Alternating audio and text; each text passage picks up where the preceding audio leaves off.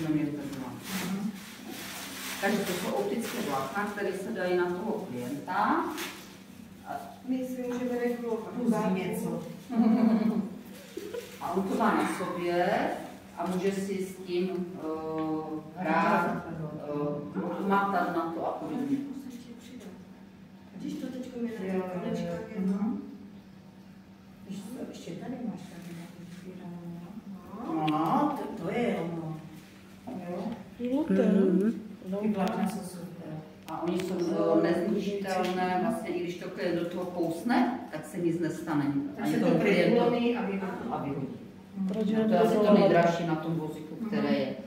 Tady vlastně na těch světilkách se mění barvy. Kde to máme?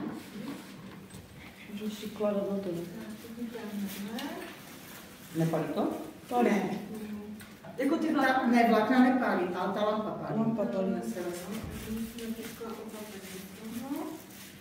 Ale je to výhoda, že si můžu dát na to třeba zelené a když nechci zelené, tomu klientovi dám žluté.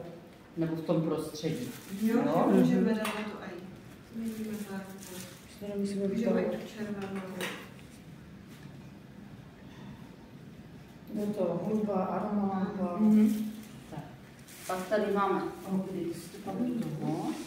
pak tady máme